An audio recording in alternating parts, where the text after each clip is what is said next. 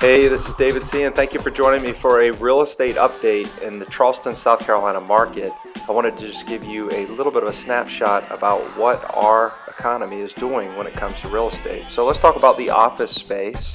First of all, office is in a recovery phase, some of which would say that inventory is actually compressing. So we're seeing going in cap rates of about 8.25.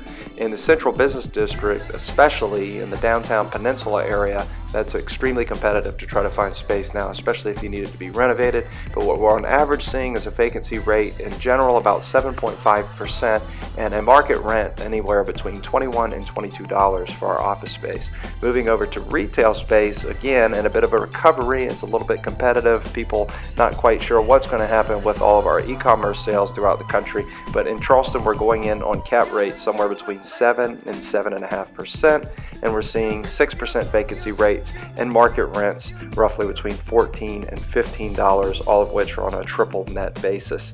When we look into the industrial space where we really are smoking, it's an expansion here in Charleston, South Carolina. It's very exciting due to all of the activity, the great announcements that we've seen from the likes of Volvo, the expansion of Boeing. And what we're seeing is really on the more traditional industrial space, market rents between $4 and $5 triple net per square foot with vacancy rates of 7.5%. We're seeing that continuing to drop, and we're seeing some new development which is typically spawned in an expansion, going in a cap rate area of 8%.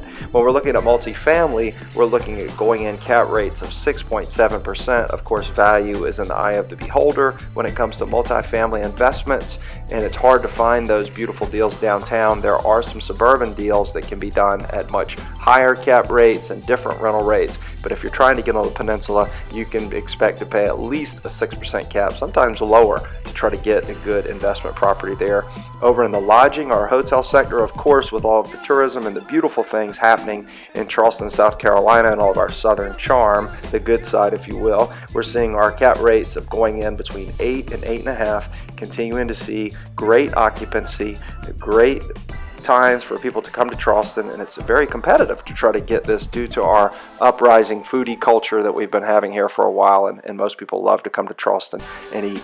So that's really a great snapshot of what we have commercially. Residentially, we're seeing a slowing of the season, but yet Charleston is still hot as a firecracker with people that want to buy homes here in the market. So we're seeing again our inventory compress, a lot of new home development, new areas that want to be built out where people can afford to get those homes.